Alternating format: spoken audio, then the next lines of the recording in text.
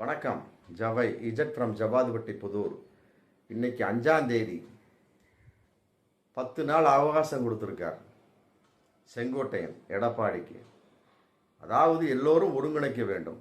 ஆமாம், இல்லாட்டி அந்த வேலையை நான் செய்வேன் அப்படிங்கிற மாதிரி பகிரங்கமான ஒரு மிரட்டலான ஒரு பேட்டி.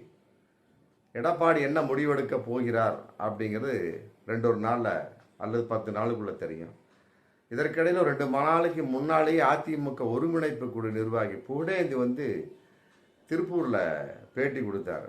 அதாவது செங்கோட்டையன் மனந்திருந்து பேச போகிறான்னு போட்டு இன்னைக்கு பரபரப்பான நியூஸ் போயிட்டுருக்கு.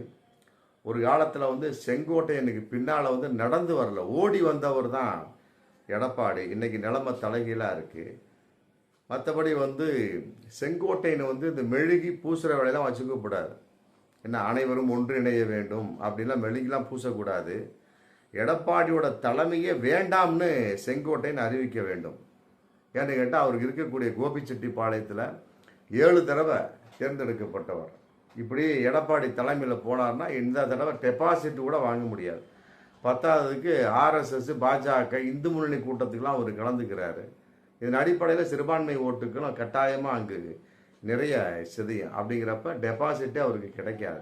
அதனால் எடப்பாடி தலைமையே கூடாது அப்படின்னு இன்னைக்கு செங்கோட்டையன் பேச வேண்டும், அறிவிக்க வேண்டும் சொல்லி போட்டு 2 நாளைக்கு முன்னாலேயே திருப்பூருக்கு வந்த புகழேந்தி அதிமுக நிர்வாகி, அதிமுக ஒருங்கிணைப்பு குழு நிர்வாகி சொல்லிட்டார்.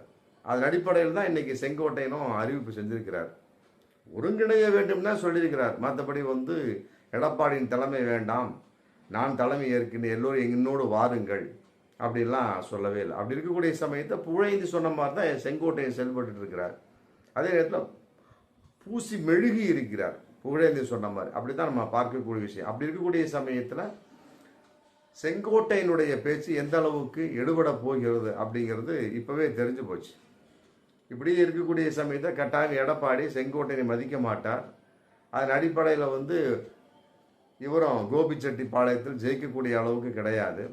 நான் ஒன்றிணைக்கப் போகிறேன்னு போட்டு சொல்லக்கூடிய சமயத்தில் அப்புறம் எடப்பாடியும் தன்னுடைய வேலையை காட்டக்கூடிய சமயத்தில் கட்டாயமாக செங்கோட்டையனுக்கும் அங்கு மதிப்பு இருக்காது அப்படிங்கிறதையும் மறைமுகமாக புகழேந்தி திருப்பூரில் அன்னைக்கே சொல்லிட்டார்.